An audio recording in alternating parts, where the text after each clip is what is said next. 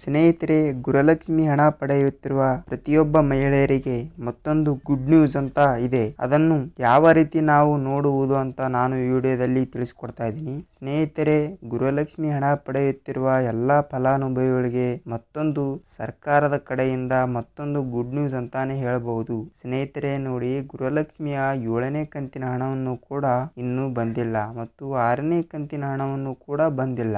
ಈಗ ಮಾರ್ಚ್ ತಿಂಗಳಿನಲ್ಲಿ 8ನೇ ಕಂತಿನ ಹಣವನ್ನು ಕೂಡ ರಿಲೀಸ್ ಆಗುವ ಕಾರಣ ಇದೆ. ಆದರೆ 7 ಮತ್ತು 6ನೇ ಕಂತಿನ ಹಣವನ್ನು ಕೂಡ ಒಬ್ಬರಿಗೆ ಬಂದಿಲ್ಲ ಅಂತ ಹೇಳ್ತಾ ಇದ್ದೀರಿ. ಸ್ನೇಹಿತರೆ ನೋಡಿ, ನೀವು 8ನೇ ಕಂತಿನ ಹಣವನ್ನು ಕೂಡ ಬರಬೇಕಾದರೆ ನೀವು ಮಾಡಬೇಕಾಗಿರುವುದು ಇಷ್ಟೇ. ಏನು ಅಂತ ನಾನು ನಿಮಗೆ ಈ ವಿಡಿಯೋದಲ್ಲಿ ಪೂರ್ತಿಯಾಗಿ ತಿಳಿಸ್ಕೊಡ್ತಾ ಇದ್ದೀನಿ. ಬನ್ನಿ ವಿಡಿಯೋನ ಸ್ಟಾರ್ಟ್ ಮಾಡೋಣ. ಅದಕ್ಕಿಂತ ಮುಂಚೆ ನೀವು ನಮ್ಮ ಚಾನಲ್ ಅನ್ನು ಸಬ್ಸ್ಕ್ರೈಬ್ ಮಾಡಿಲ್ಲ ಅಂದ್ರೆ ಸಬ್ಸ್ಕ್ರೈಬ್ ಮಾಡಿ ಮತ್ತು ಬೆಲ್ ಐಕನ್ ಕೂಡ ಕ್ಲಿಕ್ ಮಾಡಿ, ಹಾಗೆ ಒಂದು ವಿಡಿಯೋಗೆ ಲೈಕ್ ಮಾಡಿ. ಬನ್ನಿ ಗೆಳೆಯರೆ, ವಿಡಿಯೋನ ಸ್ಟಾರ್ಟ್ ಮಾಡೋಣ.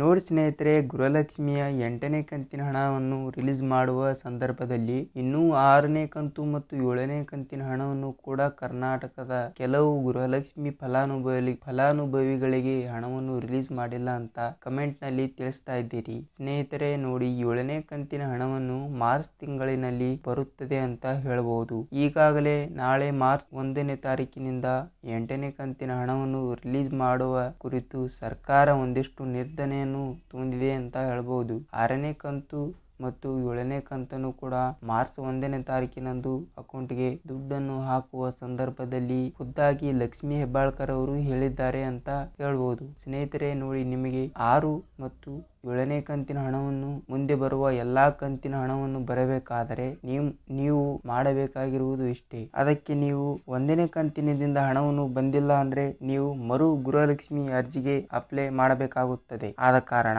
ನೀವು ಗೃಹಲಕ್ಷ್ಮಿಗೆ ಅಪ್ಲೈಯನ್ನು ಮಾಡಿ ನಂತರ 1 ತಿಂಗಳಿನಿಂದ ನಿಮಗೆ ಪ್ರತಿ ಕಂತು ಗೃಹಲಕ್ಷ್ಮಿ 2,000 ಹಣವನ್ನು ಜಮಾವಣೆ ಆಗುತ್ತದೆ ಅಂತ ಹೇಳ್ಬೋದು. ಸ್ನೇಹಿತರೆ, ಇದಿಷ್ಟು ಈ ದಿನದ ವಿಡಿಯೋ. ನಿಮಗೆ ನಮ್ಮ ವಿಡಿಯೋನು ಇಷ್ಟವಾದರೆ ನಮ್ಮ ಚಾನಲ್ ಅನ್ನು ಸಬ್ಸ್ಕ್ರೈಬ್